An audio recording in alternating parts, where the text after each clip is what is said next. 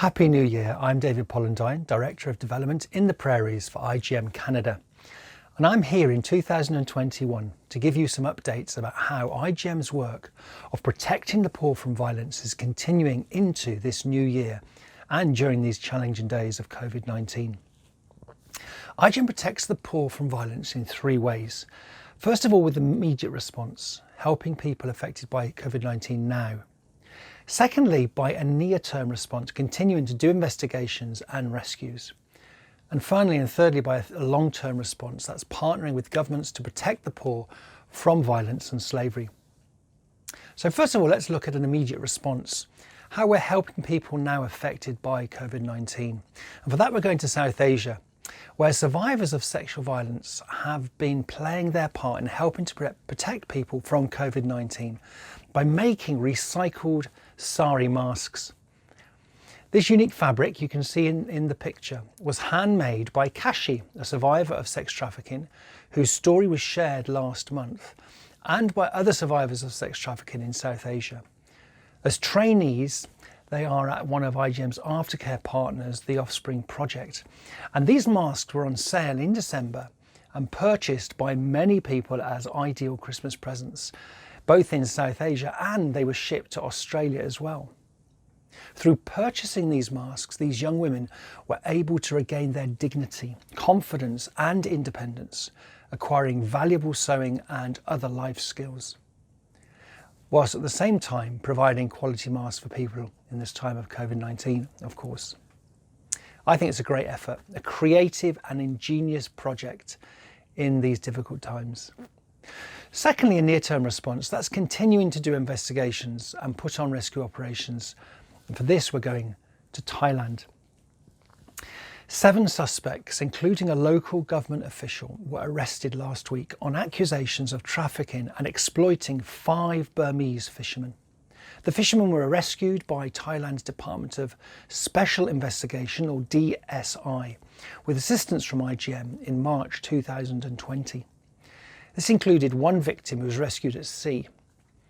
IJM Thailand has been involved with this case from the beginning and has worked closely with the DSI to support the case. According to police, the suspects are accused of trafficking 5 Myanmar nationals to work on a fishing boat, trapping them into debt bondage with a payment that was later reframed as a loan. Amidst COVID-19 and the difficulties resulting from the lockdown and travel restrictions, investigations stretched over many months before the DSI was able to secure warrants and initiate this successful arrest operation. All 5 Burmese survivors and their family members have been safely housed by government partners in the months since their rescue.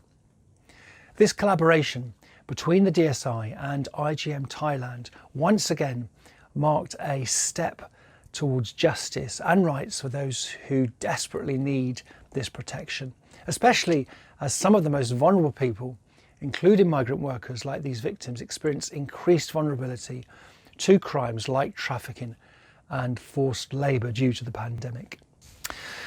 So finally and thirdly, we're looking at a long-term response, partnering with governments to protect the poor from violence and slavery. So seeing cases through to the end is still a priority for IJM, as we know that the beginning of justice is the end of impunity. Meet Marielos, a girl who is deaf from Guatemala. And this story actually resonates with me, as actually my dad's side of the family were all profoundly deaf. And so I saw firsthand how being deaf is an invisible disability, so that even though you are more vulnerable in a hearing world, people don't know by just looking. Well, Marielos was only 16 when she was hurt by her neighbour in her own home. He came into my room while I was sleeping and covered my mouth, and I started to cry, Marielos recalled, using broken sign language. This wasn't the first time someone from her community took advantage of her vulnerability, and it wouldn't be the last. Unfortunately, in an overloaded justice system, cases like Marielos often fall through the cracks. A young girl living in poverty with a hearing disability has almost no chance of being protected. The men that hurt her knew, and they knew that she was vulnerable, and so they took advantage of her. Marielos would see them often as she walked down the narrow dirt paths of her small neighbourhood in Guatemala. They gazed at her as she passed by, and though no words were exchanged, their threats were loud and clear: stay silent or we'll make you pay.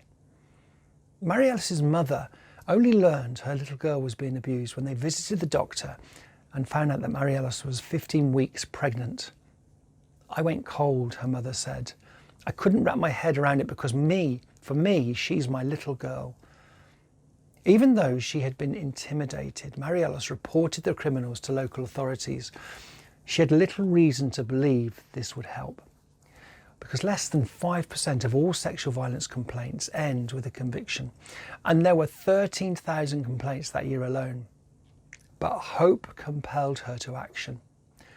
Mary Alice got the help she needed. The first man was sentenced to 16 years and 5 months in prison. The second received 25 years. IJM walked with Mary Alice through the legal process, provided critical care during the hardest part of the trial as she shared her testimony. Part of the aftercare journey ensures survivors are safer and less likely to be re-victimised. For Mary Alice, it meant she could make her voice heard in more ways than one. She was given an opportunity to take sign language classes, empowering her to better communicate and continue speaking up for herself. We are in a precarious time at the moment with COVID-19 infections rising across the world, and yet there is hope as these new vaccines have come, and so we see a light, don't we, at the end of the tunnel. But the work of protecting the poor from violence is still extremely important, and as further lockdowns will happen and increase, abuse and violence will too. So I want to just thank you for walking and partnering with IJM during this time of COVID-19.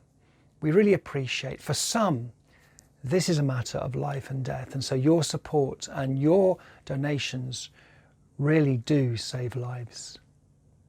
Stay safe, God bless, and see you again in a few weeks. Bye-bye.